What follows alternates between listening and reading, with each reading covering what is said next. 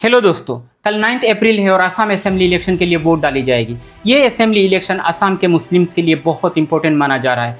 पिछले कुछ सालों में दोस्तों एक स्ट्रॉन्ग नैरेटिव बनाया गया है कि असम में मुस्लिम्स की संख्या बहुत ज़्यादा बढ़ रहे हैं और असम की डेमोग्राफी चेंज हो रहा है और आइडेंटिटी खतरे में है।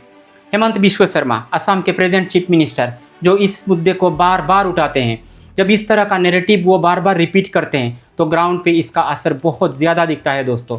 और उसका इफेक्ट सिर्फ पॉलिटिक्स पे सीमित नहीं रहता, इसका असर असल ज़िंदगी में भी पड़ता है।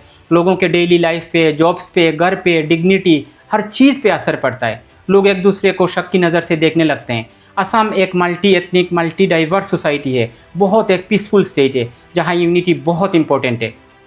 अब डाटा और रियलिटी को चेक कर लेते हैं दोस्तों। अगर डाटा को ध्यान से देखा जाए तो एक और सच सामने आता है। एजुकेशन के बढ़ने के साथ साथ फर्टिलिटी रेट हर कम्युनिटी में गिरता रहता है। इकोनॉमिक कंडीशन अगर इम्प्रूव हो जाए, लोगों के पास पैसे आ जाए, तो पॉपुलेशन ग्रोथ नेचुरली कंट्रोल हो जाता है। तो फिर सवाल ये है दोस्तों, क्या असली फोकस पॉपुलेशन पे होना चाहिए या डेवलपमेंट पे होना चाहिए?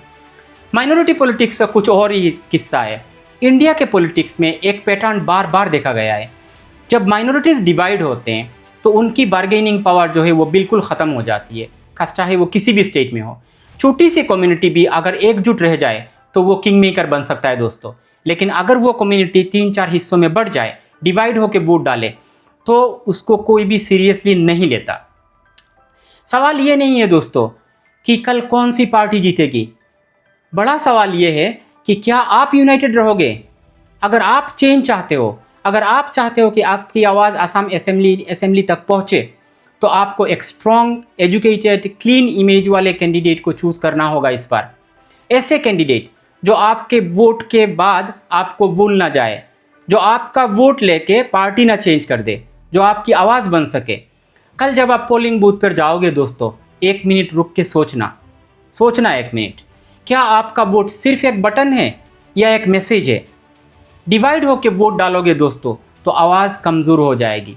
साथ मिलकर वोट डालोगे दोस्तों तो ताकत बन जाएगी। जब तक आप डिवाइडेड रहोगे, रिप्रेजेंटेशन भी आपका डिवाइडेड रहेगा। लेकिन जिस दिन आप एकजुट हो जाओगे दोस्तों, उस दिन इक्वेशन बदल जाएगी। डिसीजन आपके हाथ में है दोस्तों। असम का फ्यूचर सिर्फ नंबर से डिसाइड नहीं होता, बल्कि आपकी यूनिटी से डिसाइड होगा। एक यूनाइटेड आवाज़ ही असेंबली तक पहुंचना चाहिए और वही चेंज ला सकता है। कल जब आप वोट देने जाओगे दोस्तों, सोचना, एक बार सोच के डिसीजन लेना, क्योंकि आपका वोट ही आपका तकदीर तय करेगा। जय हिंद।